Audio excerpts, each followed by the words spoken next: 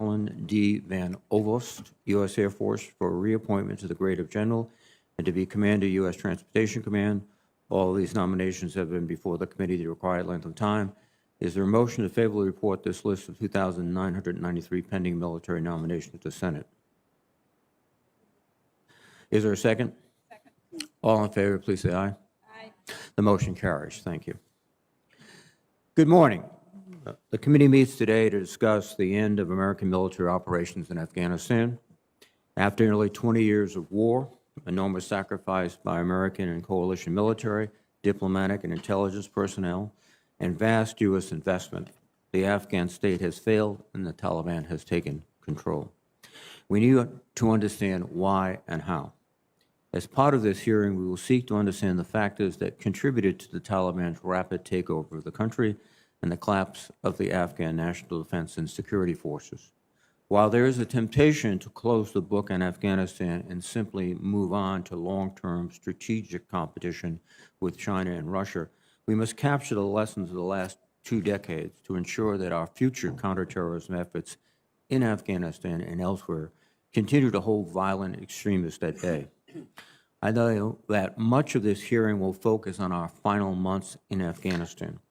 I think it is equally important, however, that this committee takes a step back and examines the broader 2-decade mission that shaped the outcome we face today. Our withdrawal this summer and the events surrounding it did not happen in a vacuum.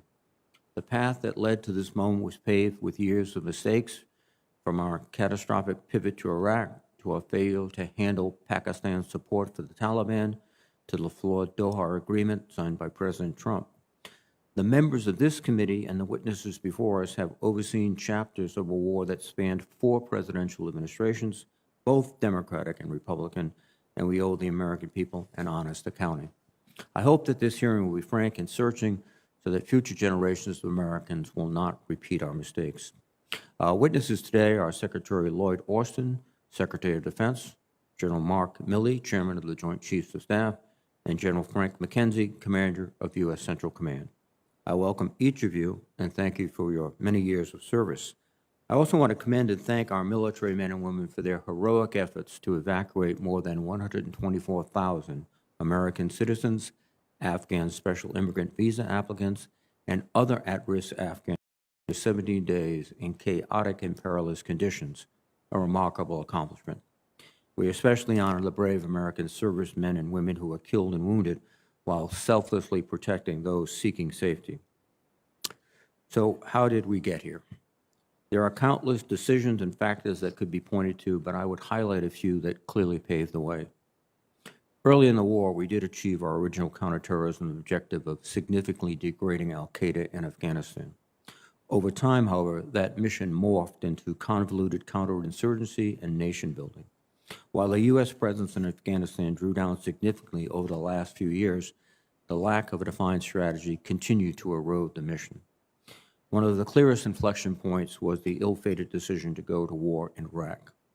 Just as we began to achieve momentum in Afghanistan, the Bush administration's invasion of Iraq drew critical resources, troops, and focus away from the Afghan theater. Our best opportunity in Afghanistan was squandered, and we were never able to get back on track. Throughout the war, we were also unsuccessful in dealing with Pakistan's support of the Taliban. Even as American diplomats sat down with Pakistani leaders and our forces cooperated on counterterrorism missions, the Taliban enjoyed sanctuary inside Pakistan with time and space to regroup. More recently, the Taliban's resurgence can be tied to the flawed Doha Agreement, which then President Trump signed in 2020. This deal, negotiated between the Trump administration and the Taliban, without our coalition allies or even the Afghan government present, promised the end of the entire international presence in Afghanistan, including contractors critical to keeping the Afghan Air Force in the fight, with virtually no stipulations. The Taliban, with momentum on the battlefield and no incentives to honor the Doha Agreement, used the final year of the Trump administration to boldly escalate violence and begin its fateful march toward Kabul. Despite colossal efforts over multiple administrations, both Democratic and Republican, we were unable to help build an Afghan government capable of leading its people nor an Afghan security force capable of defeating the Taliban. Afghan soldiers fought bravely in the face of massive casualties, but faced with the loss of American military support and hamstrung by corruption within, they were unable to stand on their own against Taliban forces. Secretary Austin, General Milley, General McKenzie, you have each led troops in combat in Afghanistan, commanded at the theater level, and advised our nation's top leaders on our Afghanistan strategy. You have played significant roles throughout this war, and I hope that you are forthcoming in your answers today. To begin, I would ask that you provide an accounting of the intelligence and other key assessments that factored into your judgments about the viability of the Afghan government and Afghan forces and how those trends changed over time. I'd like to know any lessons you have identified for how we can more effectively work by, with, and through partner nation forces in the future. Additionally, I would like to understand what factors you attribute to the Taliban's success and whether we missed indicators and warnings of their imminent takeover. Finally, while we have transitioned our military from Afghanistan after largely achieving our counterterrorism objectives, we must continue to ensure that Afghanistan can never again be used as a base for terrorist groups to conduct operations against the United States and our allies. We must remain vigilant about these threats and ensure that we establish an effective counterterrorism architecture moving forward. To that end, I would ask that you update the committee on your plans for over-the-horizon counterterrorism operations. The United States faces new and evolving threats around the world.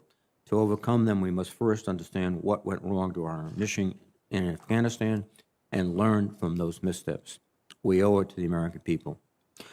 I want to thank you again for being here this morning, and I look forward to your testimony. Now, before I turn to the ranking member Inhofe, for the benefit of my colleagues, because we have 2 rounds of open testimony and a closed session following, I will strictly enforce the 5-minute limit allowed for each member. I intend to recess at 1 p.m. for lunch and promptly resume at 1:30 p.m. I would again remind my colleagues that there will be classified briefing immediately following the open session in SVC 217, the Office of Senate Security.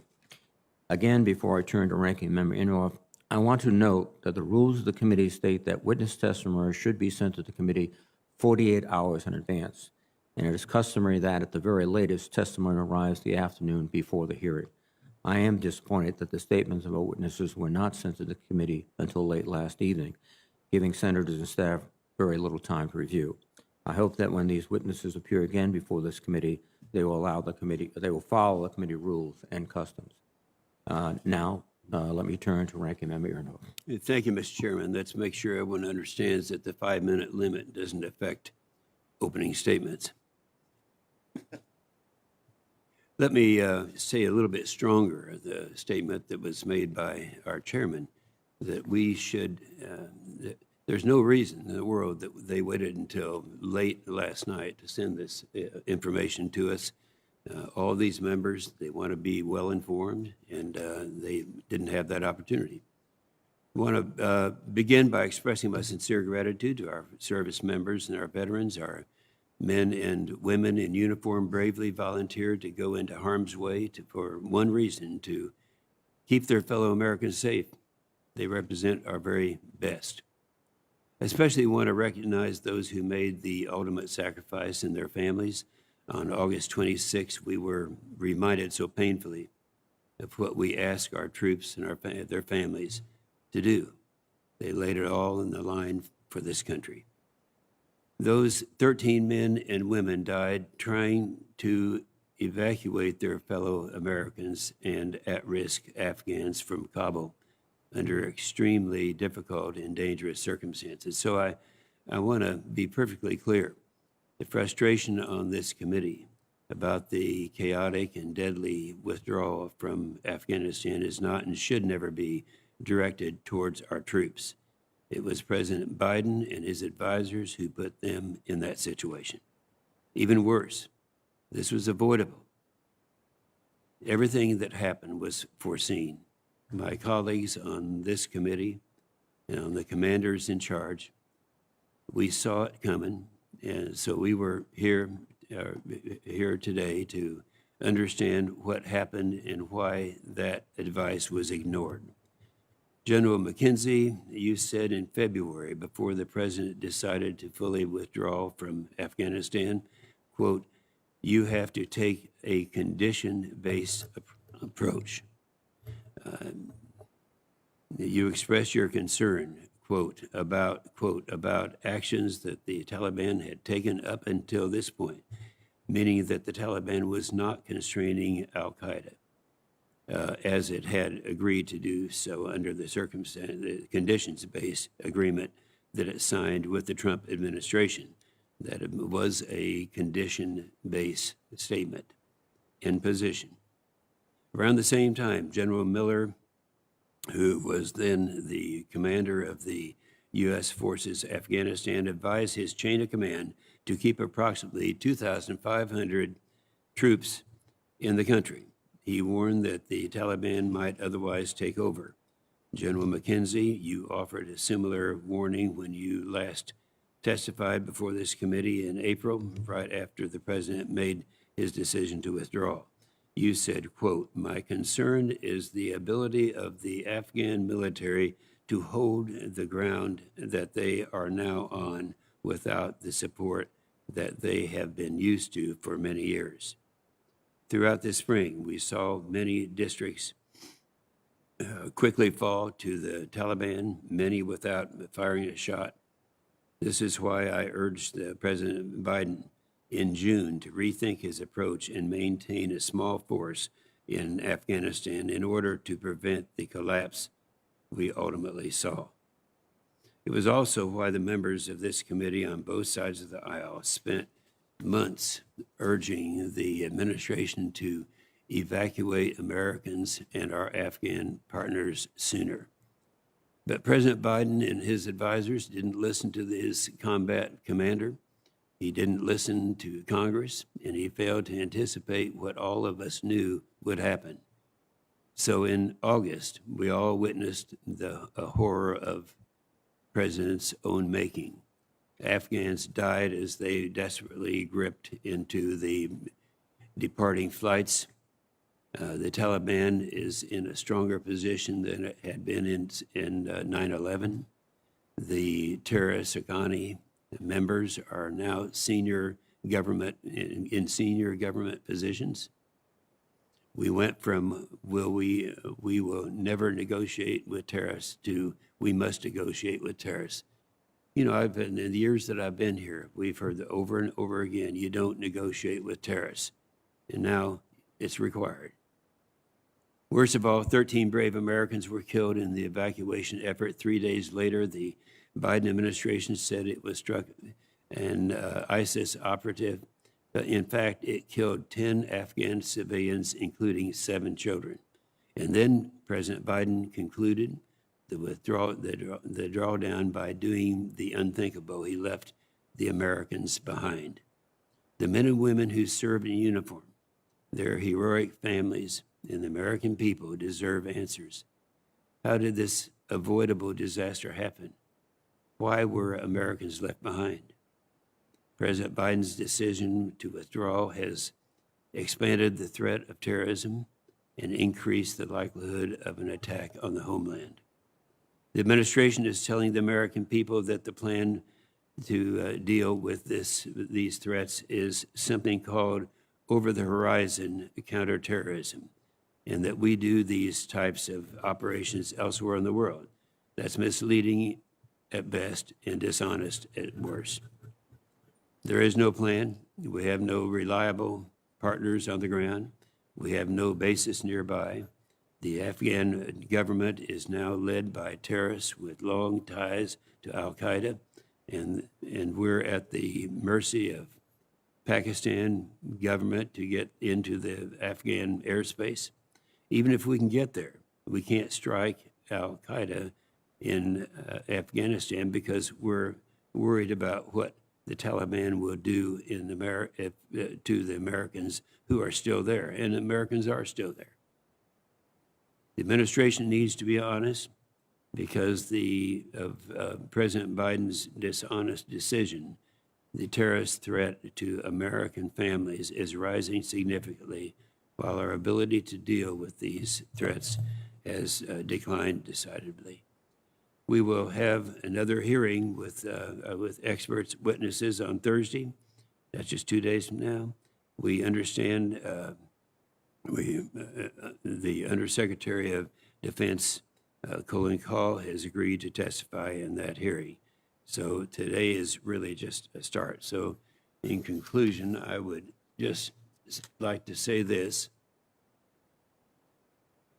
President Biden made a strategic decision to leave Afghanistan, which resulted in the death of 13 U.S. service members, the deaths of hundreds of Afghan civilians, including women and children. That's what terrorists do, and left American citizens surrounded by the very terrorists who attacked us on 9/11, and they're still there. Thank you, Mr. Chairman. Oh, thank you very much, Senator Inhofe. Secretary Austin and Chairman Milley, the Doha Agreement. Oh, excuse me. We want to give you an opportunity to have opening statements, as I've been reminded. So, General Austin, you're recognized. Chairman Reed, Ranking Member Inhofe, members of this committee, thank you for the opportunity to appear before you today to discuss our recent drawdown and evacuation operations in Afghanistan. I'm pleased to be joined by Generals Milley and McKenzie, who I know will be able to provide you with additional context. I'd like to make a few points before turning it over to you and to them. And first, I want to say how incredibly proud I am of the men and women of the U.S. Armed Forces, who conducted themselves with tremendous skill and professionalism throughout the war, the drawdown, and the evacuation.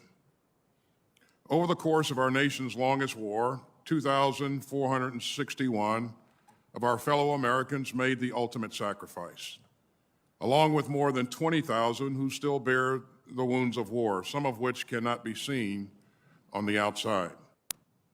And we can discuss and debate the decisions, the policies, and the turning points since April of this year, when the President made clear his intent to end American involvement in this war. And we can debate the decisions over 20 years that led us to this point. But I know that you agree with me that one thing not open to debate is the courage and the compassion of our service members who, along with their families, served and sacrificed to ensure that our homeland would never again be attacked the way it was on 9/11. I had the chance to speak with many of them during my trip to the Gulf region a few weeks ago, including the Marines who lost 11 of their teammates at the Abbey Gate in Kabul on the 26th of August. And I've never been more humbled and inspired. They are rightfully proud of what they accomplished and the lives they saved in such a short span of time. In fact, I'd like to talk to you a little bit about that issue of time.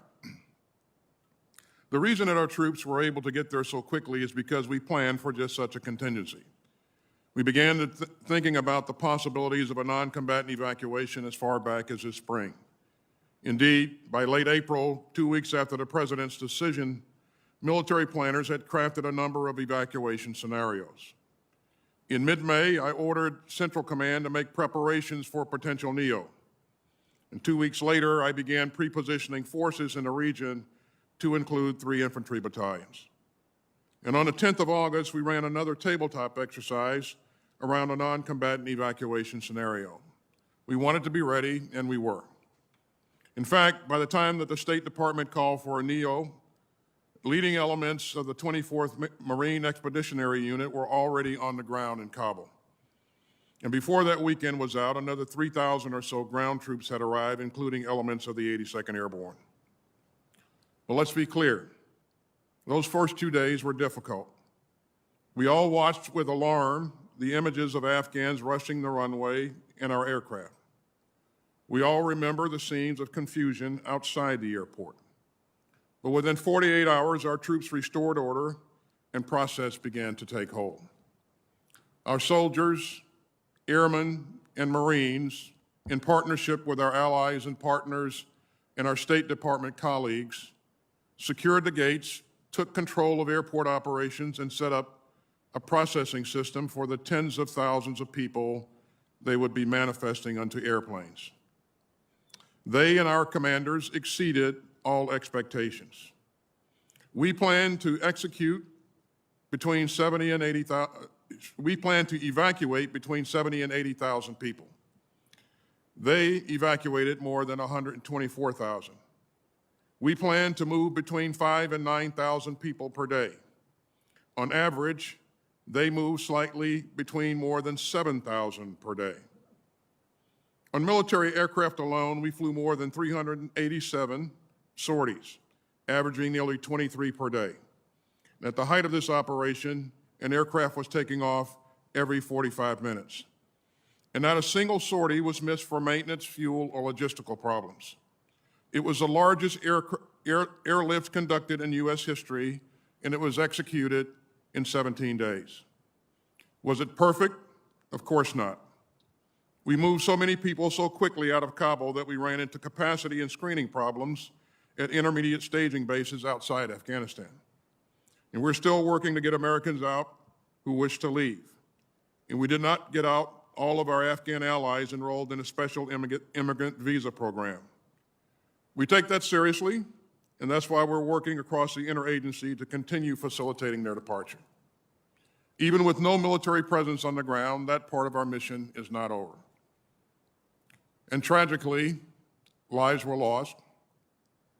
Several Afghans killed climbing aboard an aircraft on that first day. 13 brave U.S. service members and dozens of Afghan civilians killed in a terrorist attack on the 26th. And we took as many as 10 innocent lives in a drone strike on the 29th.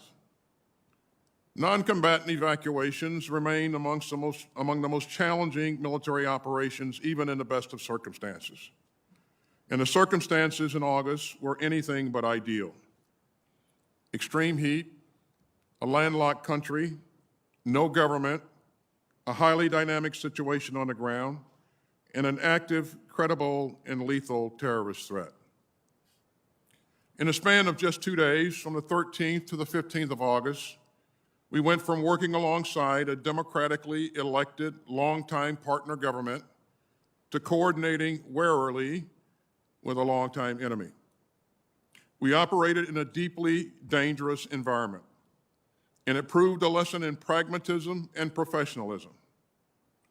We learned a lot of other lessons, too, about how to turn an Air Force base in Qatar to an international airport overnight, and about how to rapidly screen, process, and manifest large numbers of people. Nothing like this has ever been done before, and no other military in the world could have pulled it off, and I think that is crucial. Now, I know that members of this committee will have questions on many things, such as why we turned over Bagram Airfield, and how real is our over-the-horizon capability, and why didn't we start evacuation sooner, and why didn't we stay longer to get more people out? So let me take each in turn. Retaining Bagram would have required putting as many as 5,000 U.S. troops in harm's way just to operate and defend it. And it would have contributed little to the mission that we've been assigned, and that was to protect and defend the embassy, which was some 30 miles away. That distance from Kabul also rendered Bagram of little value in the evacuation. The staying at Bagram, even for counterterrorism purposes, meant staying at war in Afghanistan, something that the President made clear that he would not do. As for over-the-horizon operations, when we use that term, we refer to assets and target analysis that come from outside the country in which the operation occurs. These are effective and fairly common operations.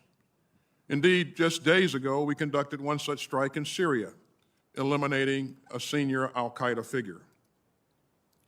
Over-the-horizon operations are difficult, but absolutely possible.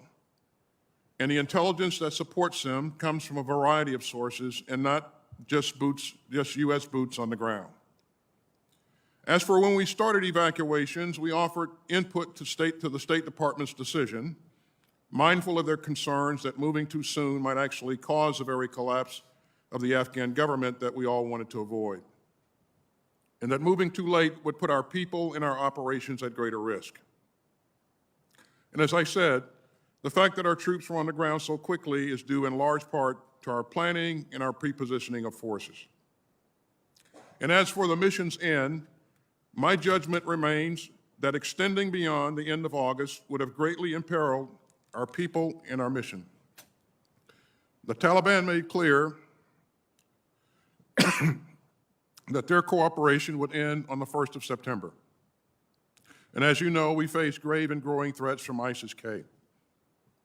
Staying longer than we did would have made it even more dangerous for our people and would not have significantly changed the number of evacuees we could get out.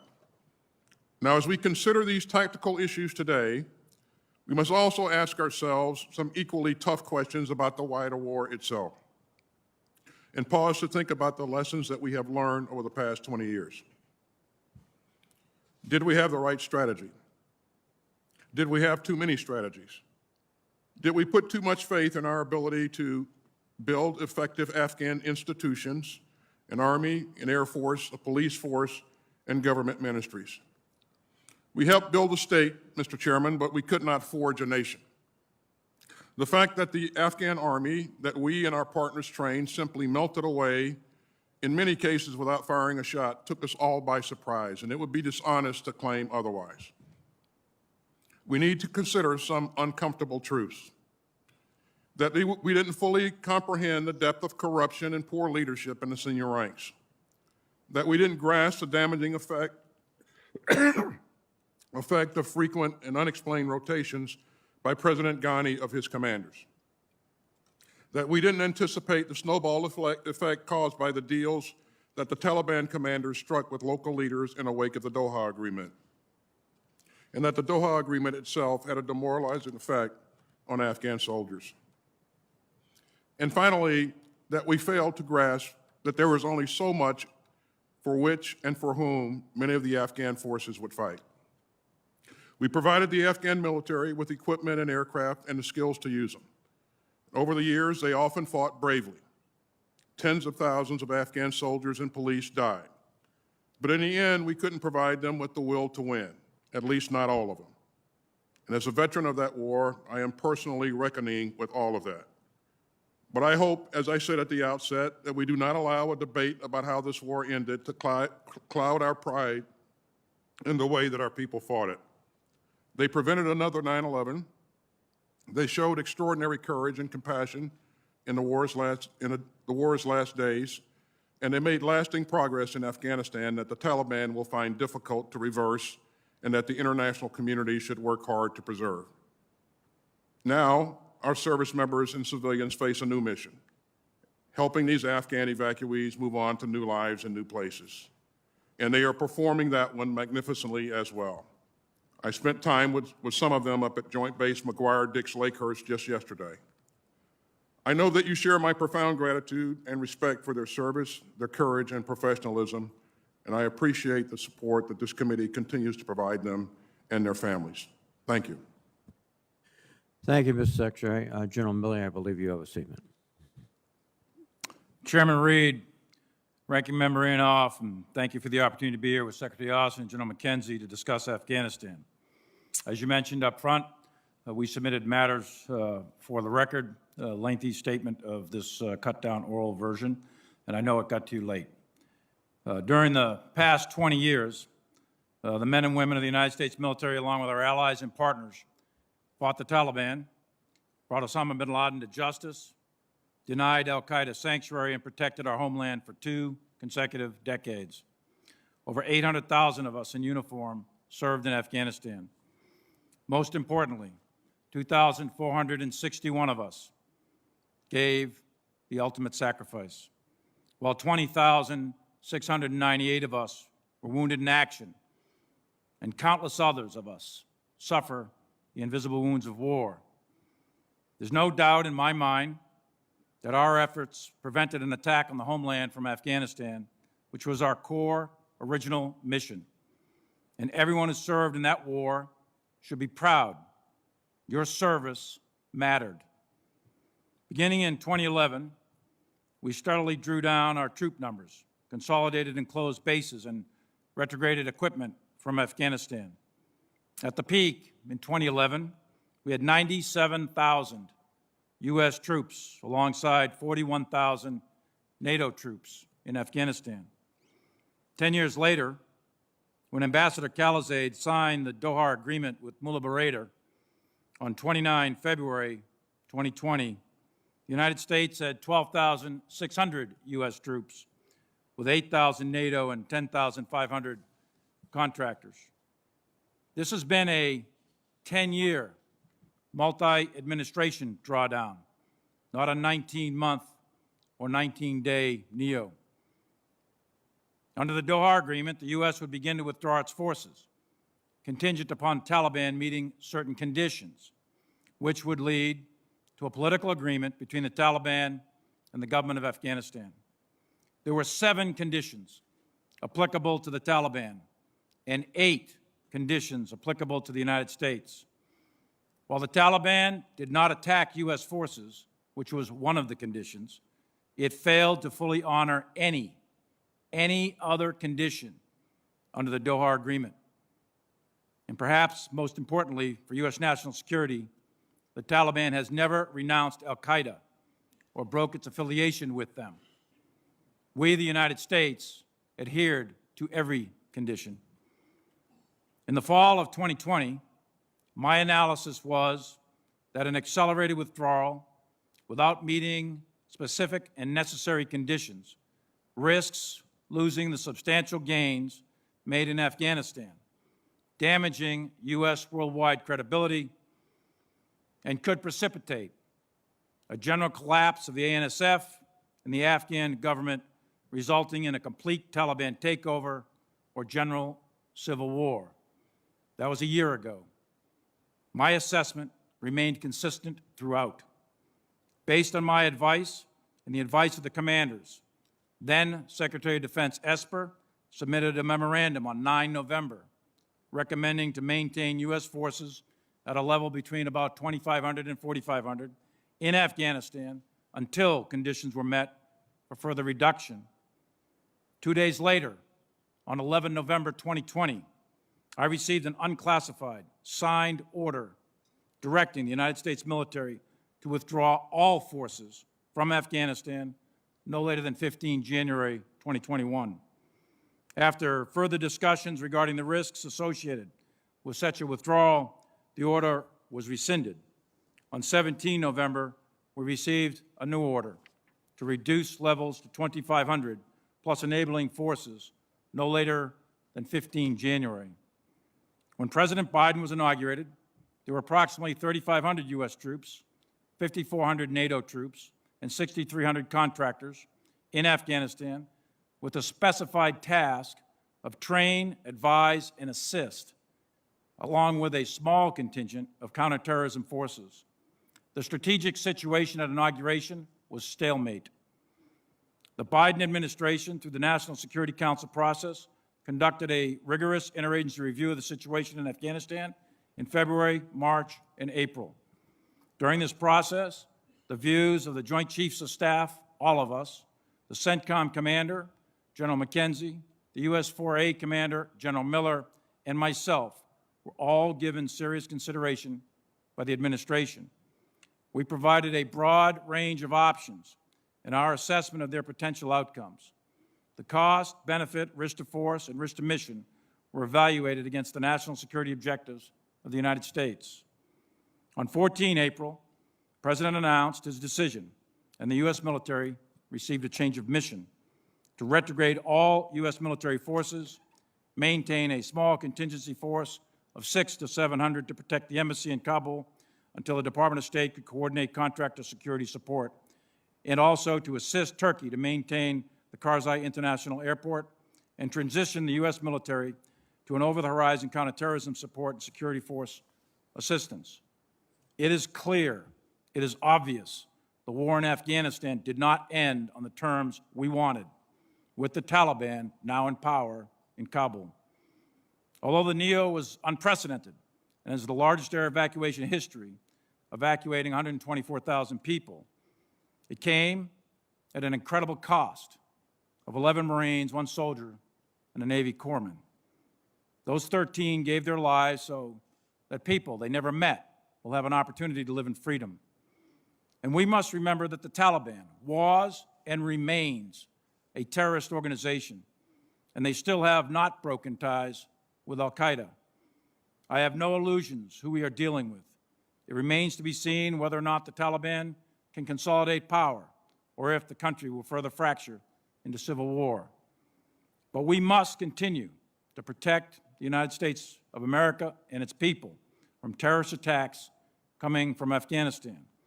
A reconstituted al-Qaeda or ISIS with aspirations to attack the United States is a very real possibility. And those conditions, to include activity in ungoverned spaces, could present themselves in the next 12 to 36 months. That mission will be much harder now, but not impossible, and we will continue to protect the American people. Strategic decisions have strategic consequences. Over the course of 4 presidents, 12 secretaries of defense, 7 chairmen, 10 CENTCOM commanders, 20 commanders in Afghanistan, hundreds of congressional delegation visits, and 20 years of congressional oversight, there are many lessons to be learned. 2, specific to the military that we need to take a look at, and we will, is did we mirror image the development of the Afghan National Army? And the second is the rapid collapse, unprecedented rapid collapse of the Afghan military in only 11 days in August. However, one lesson must never be forgotten. Every soldier, sailor, airman, and Marine who served there in Afghanistan for 20 consecutive years protected our country from attack by terrorists. And for that, they should be forever proud, and we should be forever grateful.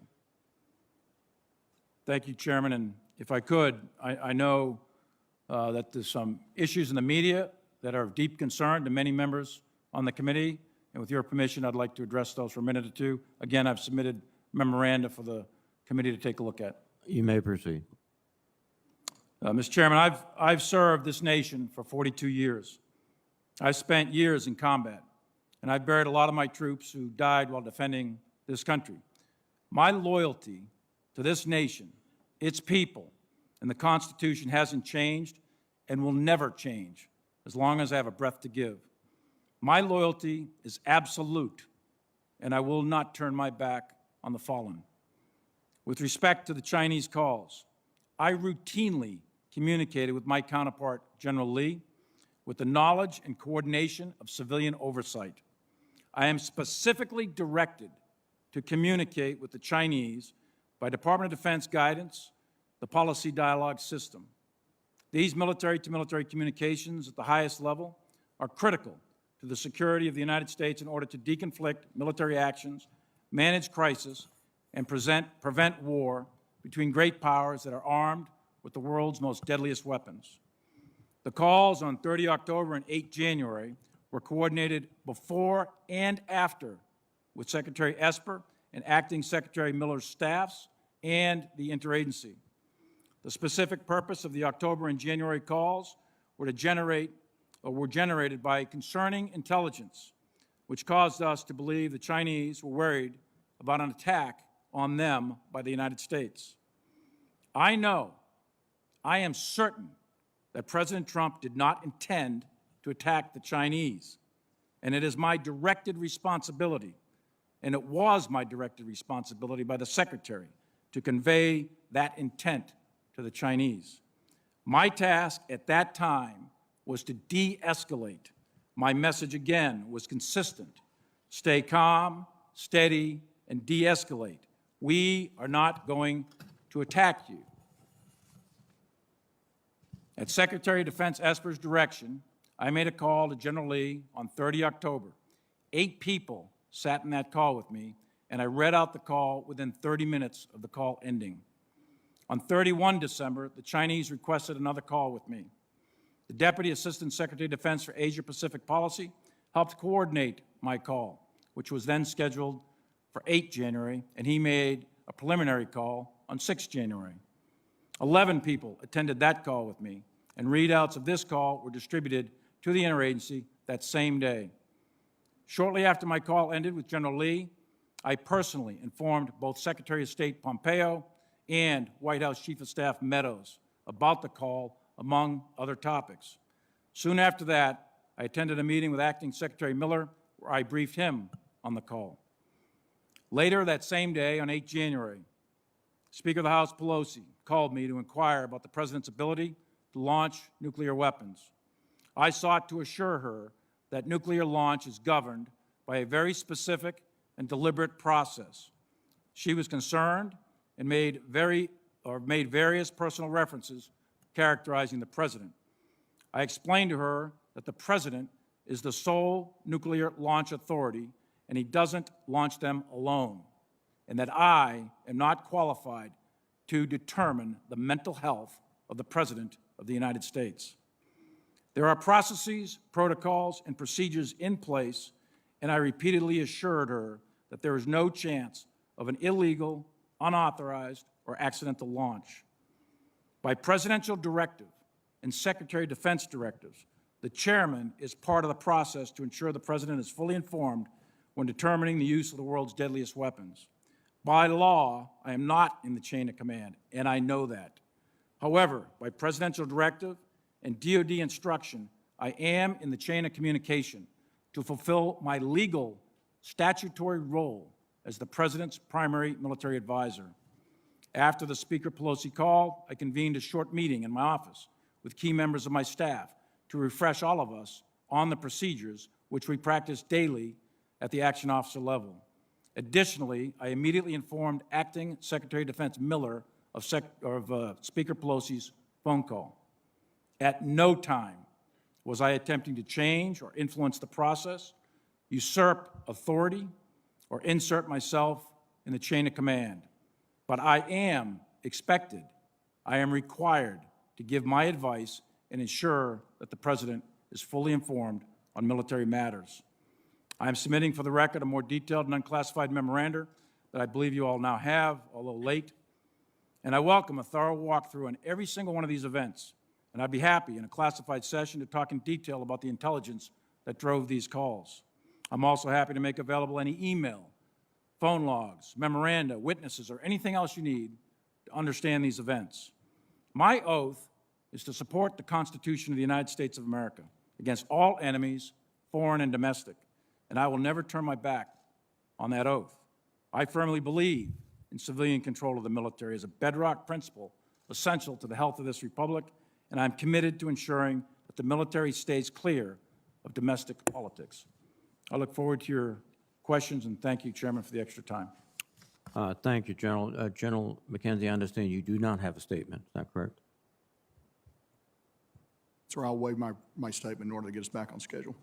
Thank you very much, General. Secretary Austin, the Doha Agreement represents direct negotiations with terrorists, and not just negotiations, but an agreement with them that excluded the Afghan government and the allies who've been fighting with us now since 9/11. It set a fixed departure date with conditions has been indicated were not really followed consistently by the Taliban. As you considered in April what to do, did the intelligence suggest to you that reneging on the departure of the troops would lead to significant attacks against American and allied military forces? Chairman, to my recollection, the intelligence was clear that if we did not leave in accordance with that agreement, the Taliban would recommence attacks on our forces. And they would include the blue-on-green attacks and any other means they could use to attack American forces? That's correct, Chairman. So the choice was, in many respects, were we going to incur additional casualties indefinitely in Afghanistan? That's one way to look at it. Is that fair?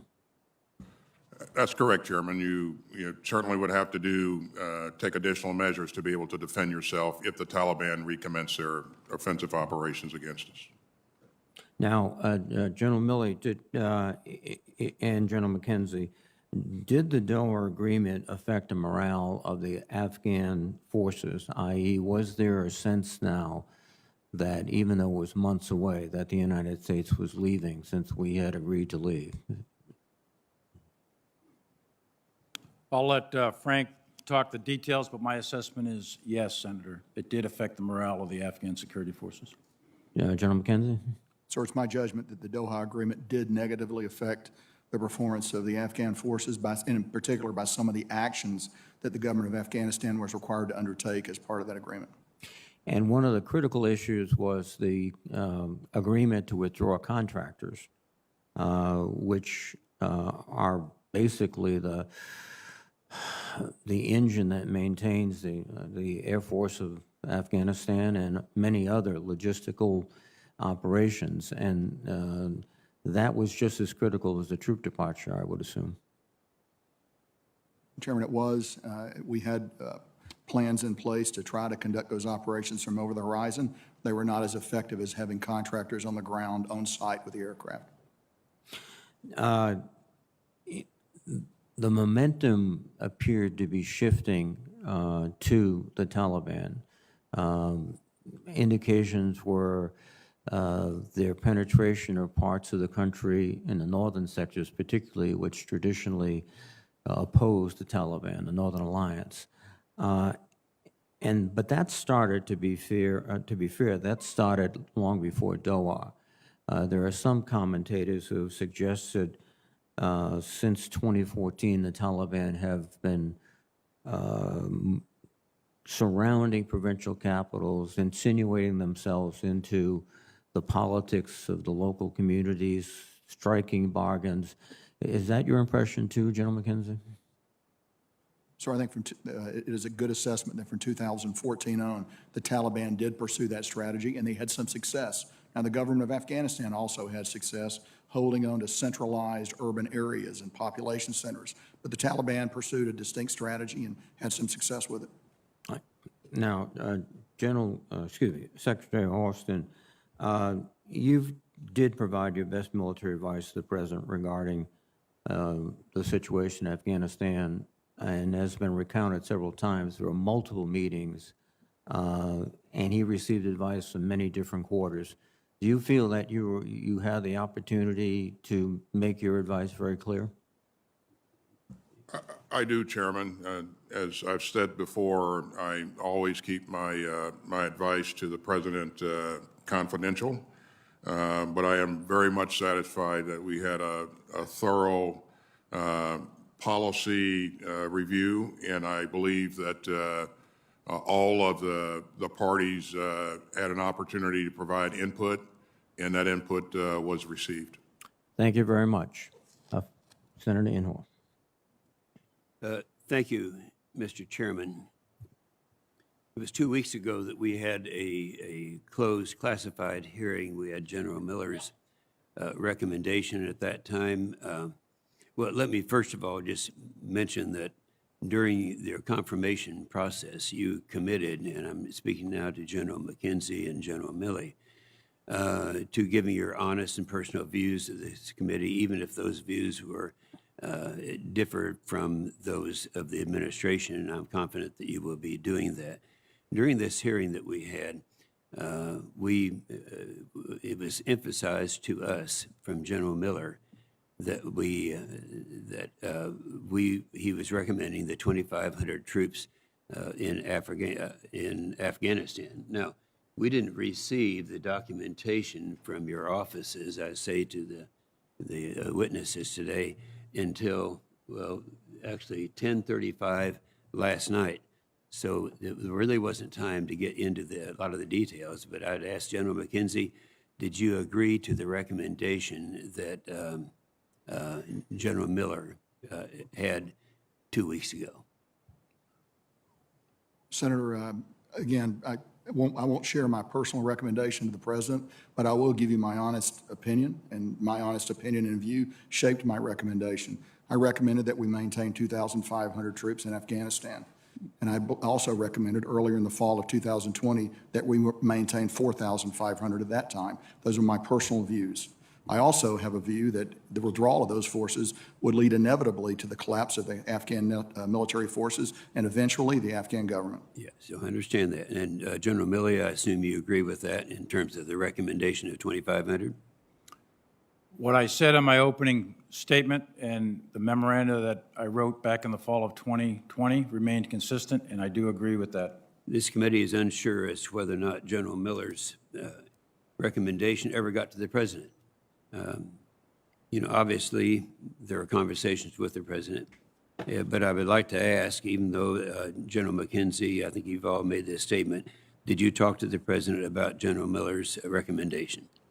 Sir, I was present when that discussion occurred, and I'm confident that the president heard all the recommendations and listened to them very thoughtfully. So one of the recommendations that was made by the three of you would be the recommendation that originally was made by General Miller's 2 weeks ago. During the August 18th interview on ABC, George Stephanopoulos asked President Biden whether U.S. troops would stay beyond August 31st if there are still Americans to evacuate. President Biden responded, and this is a quote, "If there's American citizens left, we're going to stay to get them all out." This didn't happen. The President Biden's decision resulted in all of the troops leaving, but the American citizens are still trying to get out. How many American citizens, is it your opinion, are still there? Just go down the line, each one of you. Anyone? Senator, I would defer to the State Department for that assessment. That's a dynamic process. They've been contacting the civilians that are in Afghanistan, and again, I would defer to them for definitive numbers. Mm-hmm. Go ahead. Others? Just same as the Secretary just said. There were numbers at the beginning of this whole process with the F-77 report out of the embassy, and we know that we took out almost 6,000, I guess it is, American citizens. But how many remain? Okay. Do all of you agree that Secretary of State Blinken, when he made his analysis as to how many people would be here but would still be there, he talked about the 10 to 15,000 citizens left behind, and then evacuated some 6,000. That would mean a minimum of 4,000 would still be there now. Would anyone disagree with that? By your silence, I assume you agree. I have no. I personally don't believe that there are 4,000 American citizens still left in Afghanistan, but I cannot confirm or deny that, Senator. So you think Secretary of State was probably wrong in his analysis? Thank you, Mr. Chairman. Thank you. And just for the record, the chair and the vice chair / ranking member have each abided by the 5-minute rule. So fair is fair. Thank you, Mr. Chairman, and thank you, Secretary Austin, General Milley, and General McKenzie for being here this morning. And Secretary Austin and General Milley, thank you for your effort to put into some historical perspective what happened in Afghanistan and for recognizing the incredible service and sacrifice of the troops who served there.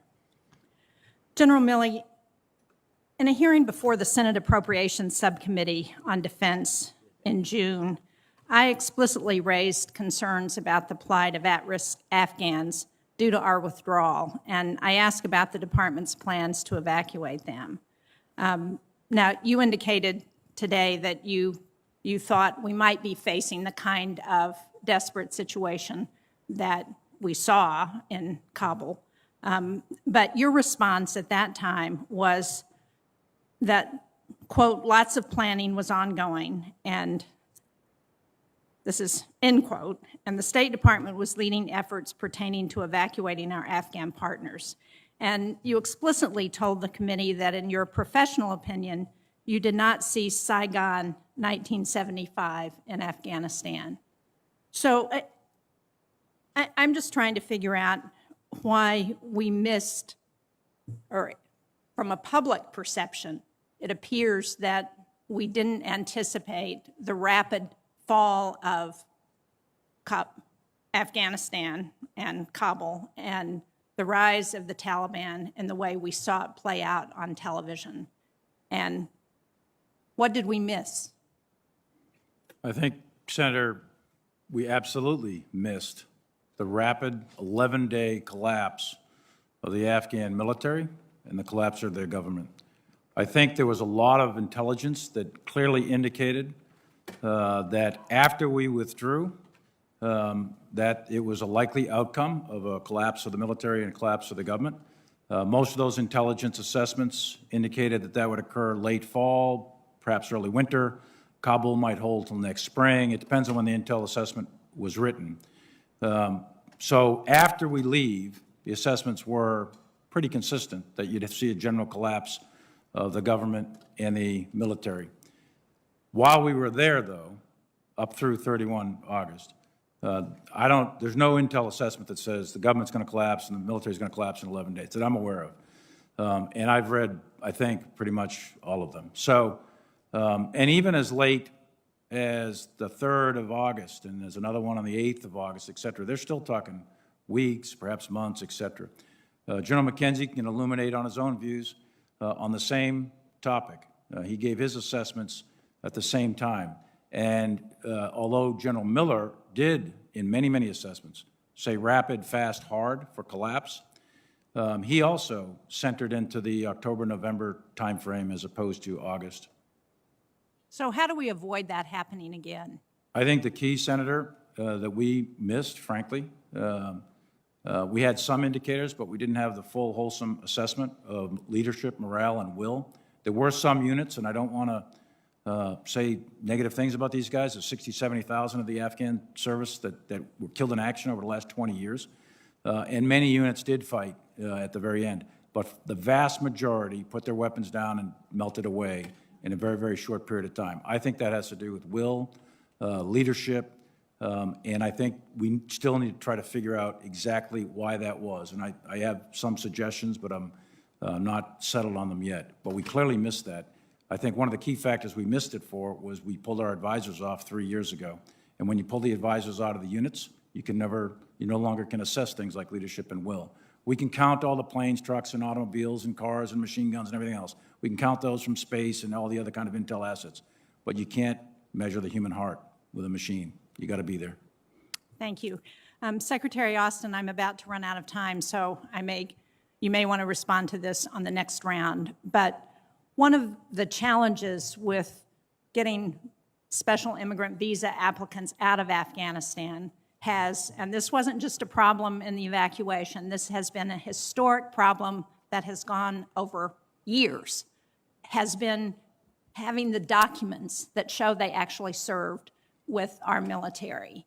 And DOD has been cited as the major problem in getting those documents. So again, how do we make sure that doesn't happen again in some future conflict where we need our partners on the ground to serve alongside of our military members? And I'm out of time. So hopefully you will answer that. Thank you. Thank you very much, Senator Shaheen. Senator Wicker, please. Chairman Reed, before I ask my questions, I have an objection. We've been having hearings in a classified setting on this, our first public hearing. But and I'm sorry Senator Kaine has had to step away, but in a previous hearing, he expressed frustration in various hearings he had been to, and a frustration that I shared, that when the State Department is here, and we ask them a question, they say, well, you have to ask the Defense Department that. And now, today, again, Defense Department people are before us, and a question was asked, and the answer to Senator Inhofe was, well, you have to ask the State Department that. Senator Kaine gently but fatherly sent a message to the administration at our last classified hearing that we need to cut that out, that members of the Defense Department need to be ready for the questions that we have asked and that we're going to ask. And so I object to the continuation of that in this hearing today. while I'm at it, I would also point out, General Milley, I appreciate your statement, and I've read it, and I understand what you're trying to say. But further than what you mentioned, the allegation is that you told combatant commanders to report back to you.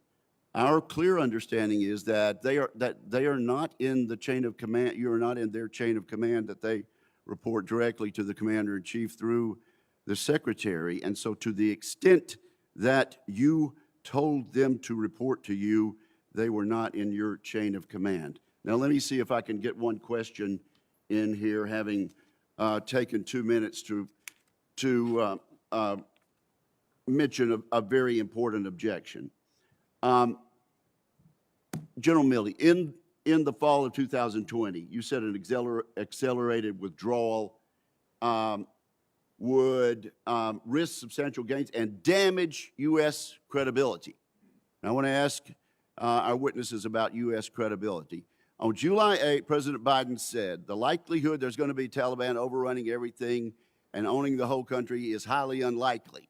We now know he was advised, actually, this might happen. Turns out it was completely untrue, that statement on July 8th. Later in July, the President of the United States, President Biden, says, I trust the capacity of the Afghan military, better trained, better equipped, and more competent in terms of conducting the war. President Biden was wrong on that. We told our interpreters, our drivers, our friends, the people who had our backs during this entire period of time, that we would not abandon them, and that's exactly what we did. And in an interview, it's already been referred to on network news, President Biden says, and I quote, if there's American citizens left, we're going to stay and get them all out. 2 days later, the President of the United States unequivocally said, any American who wants to come home, we'll get you home. We're going to stay and get them out. The President of the United States, our Commander-in-Chief, did exactly the opposite. Now, I think you were right, General Milley, when you advised that our credibility would be damaged. Our credibility has been gravely damaged, has it not, General Milley? I think that our credibility with allies and partners around the world and with adversaries is being intensely reviewed by them to see which way this is going to go. And I think that damage is one word that could be used, yes. Yes, and Secretary Austin, there's no question that this sends a disastrous message to China and Russia. What message does it send to our NATO allies and our other allies around the world about not only our credibility, but our national resolve? Thanks, Senator. What the world witnessed is the United States military evacuating 124,000 people out of a contested environment in 17 days. Well, you testified that that was a great accomplishment, our withdrawal and our evacuation. What about our credibility? As I engage my counterparts, I think our credibility remains solid. Clearly, Senator, there will be people who question things going forward, but I would say that the United States military is one that, and the United States of America, people place great trust and confidence in. And relationships are things that we have to work on continuously, and we understand that, and we'll continue to do that. Thank you, Senator Wicker. Senator Gillibrand, please. Thank you, Mr. Chairman. I'm also very grateful to our service members who committed so much over the last 20 years. And I do want to thank President Biden for taking the tough yet necessary step to stop and end an endless war, something that many of us have pushed for over the last decade. There's obviously still a lot to do, both overseas and here at home, such as ensuring that Afghan refugees are treated respectfully and responsibly, both on the DoD bases, such as ensuring that they can be transitioned into their new lives in the United States, We also have the responsibility to our troops and to all Americans to make sure that we have a complete picture of what we did, accomplished, and happened over the last 20 years across all the administrations. We have to look back so that we can do better when we look forward. One way to do better is to make sure Congress maintains and fulfills its constitutional responsibility. We have to put back into the hands of Congress the right and responsibility to declare war. What started as a mission to defeat al-Qaeda in Afghanistan and the perceived threat in Iraq expanded to 20 years of war in multiple countries with hundreds of thousands of lives lost and trillions of dollars spent. This is why I introduced the War Powers Reform Resolution so that Congress can take back this responsibility for the benefit of our service members. Congress must set clear and defined goals for the use of military force abroad and place a limit to how long, where, and against whom we can continue military action without a new authorization in order to finally put a stop to endless wars and prevent them in the future. Second, there should be a comprehensive, rigorous, and objective audit on the war in its entirety. Over the last 20 years, the United States spent more than $2 trillion on the war in Afghanistan, and we lost thousands of American lives and tens of thousands of Afghan civilians. I commend the Special Inspector General for Afghan Reconstruction for its independent and objective oversight of the Afghanistan reconstruction. But I do have questions beyond that. First, General Milley, in your testimony, you said and you mentioned that there are many lessons to be learned. What did you mean by that statement? I think, Senator, thank you. I think there's a series of strategic lessons to be learned, and I would echo some of the ones that Senator Reid mentioned early on. Specific military lessons we have to take a hard look at. The United States military was tasked under the 2002 Bonn Agreement to train, man, and equip the Afghan army. The Germans were required to train, man, and equip the Afghan police. As we built that army and all of its components, I think that one error we may have made over time is we made them too dependent on technology, too dependent on our capabilities. We didn't take in the cultural aspects perhaps as much as we should have, and we mirror imaged, to put it simply. I think that's a big lesson. We're going to have to take a hard look at it, and the result is when you pull contractors, you pull troops. That, I think, is one of many contributing factors to the rapid collapse. So that's a big lesson. Another one is the intel lesson that we talked about. I think that's in the military realm as well as the intelligence community realm. There's a lot of other lessons: legitimacy of the government, corruption of the government. Those sorts of things are all out there as to why that government collapsed as rapidly as it could. But those are for others to sort out. There's a specific set of military lessons we need to pull out within the military. I've also read, various opinion pieces. I know everyone here is deeply disturbed that the trained Afghan military did not perform as expected. I'd like your thoughts on, if they had performed as expected, would we have seen a prolonged civil war? What is your estimate of what the impact of them actually fighting would have been? My estimate is if they had, performed as we expected them to perform, that the government would still be there. They would have probably lost significant chunks of territory, but Kabul would be there in some of the major provincial capitals. But I'd defer that. Probably you get a more granular view from that from General McKenzie. General McKenzie? I mean, I think had the Afghan military fought, we would have probably seen the Kabul Bowl, the approaches to Kabul, get into the winter, still under the control of the government of Afghanistan. A lot of the outlying provinces would not have been. But I would just note that it wasn't so much the collapse of the Afghan military as the collapse of the Afghan government writ large. Those two things happened together, and they were completely linked together. So when you consider one, I think you have to think about the other. Additionally, in retrospect, one of the areas of debate has been whether we should have started our evacuation earlier. And I recognize that the Kabul government asked us not to start our evacuation early. Can you speak to what you now know and whether it would have been smarter or more effective if we had started evacuating personnel a year in advance or 6 months in advance or any time in advance? Could I ask the Senator? I apologize. I didn't realize my time was expired. Thank you. I'll submit that for the record. Thank you very much, Senator Gillibrand. Senator Fisher, please. Thank you, Mr. Chairman. I, too, would like to thank our military men and women for their dedication to this country, for the sacrifices that they and their families make in any theater of war and make every day for us. But our exit from Afghanistan was a disaster, and the missteps that are already outlined had consequences that struck close to home. As a Nebraskan, Corporal Dagan Page was one of the 13 service members killed in action. And we should not forget, we have the policy discussions here today, but let us remember the human sacrifice. We also left American citizens behind.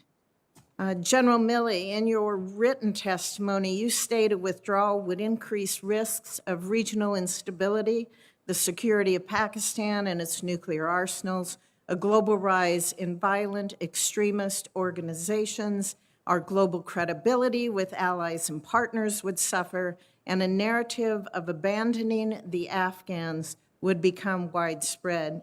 Would you agree that all of these things have happened over the last 8 weeks or are currently happening? I think in the main, yes, Senator. Most of those are probably happening right now. And I hope that we see in the future military advice having more consideration by the administration on what will happen from what you and General McKenzie have said today.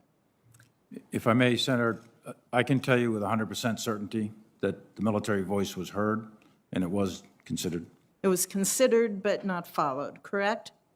We have, presidents are elected for reasons. They make strategic decisions.